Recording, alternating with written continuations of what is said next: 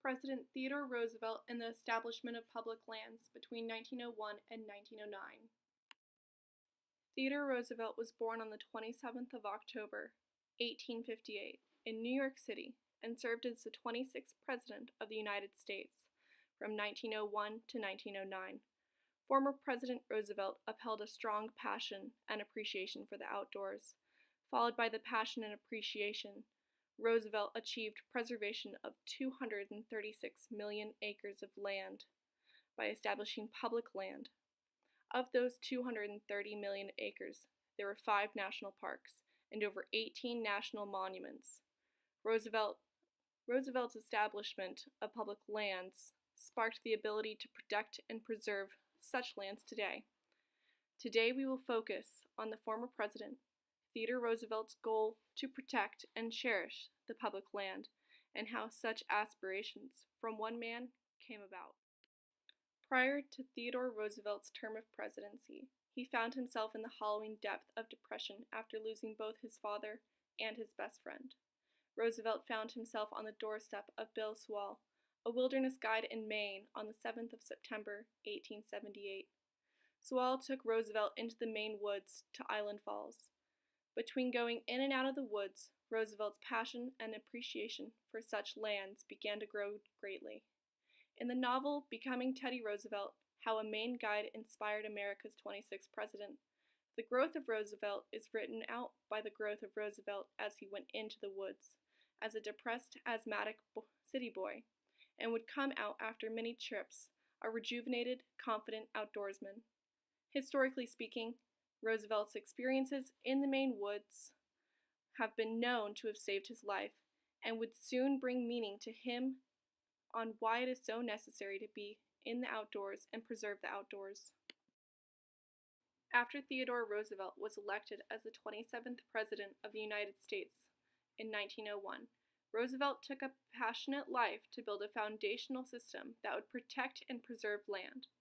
To get a full understanding of the connection with such land, in 1903, Roosevelt sought out John Muir to take him camping in Yosemite to Glacier Point. Roosevelt needed time to escape politics and noted, "I do not want anyone with me but you, and I want to drop politics absolutely for 4 days and just be out in the open with you." While Muir was hesitant by Roosevelt's political holding, Muir saw it as an opportunity to push Roosevelt towards laws for preserving the wilderness.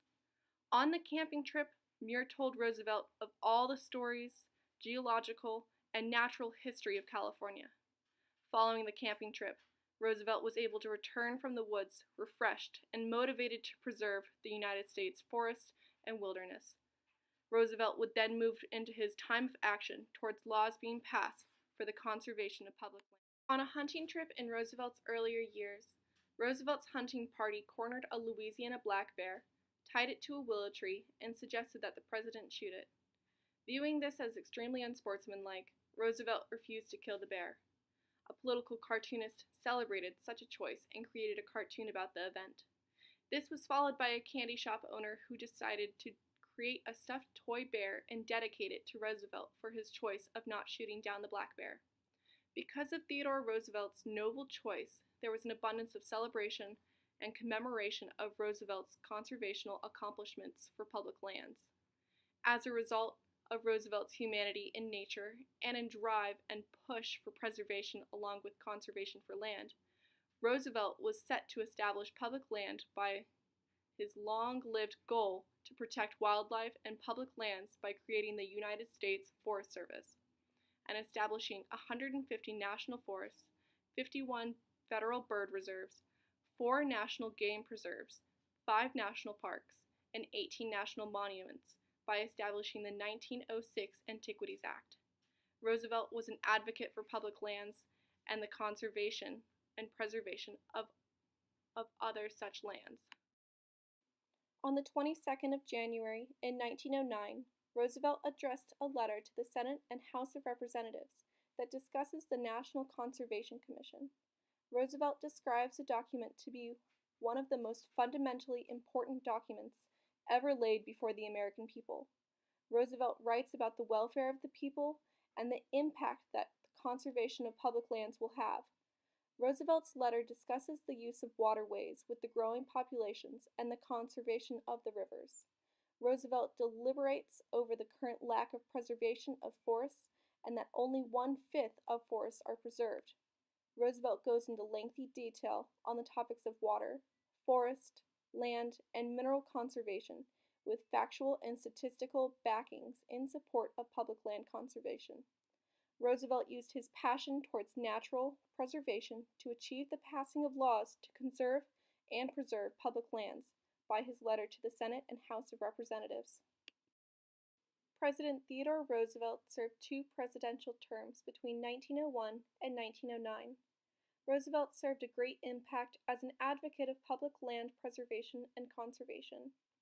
Roosevelt held a belief that anyone with a strong relationship with the outdoors would serve beneficial towards the mental health of any person. By the end of Roosevelt's presidency, he achieved to preserve 230 million acres of land by establishing public lands. Of those 230 million acres, there were 5 national parks and over 18 national monuments along with many other reserves and forests. Roosevelt's establishment of public lands sparked the ability to protect and preserve wildlife and the quality of land itself.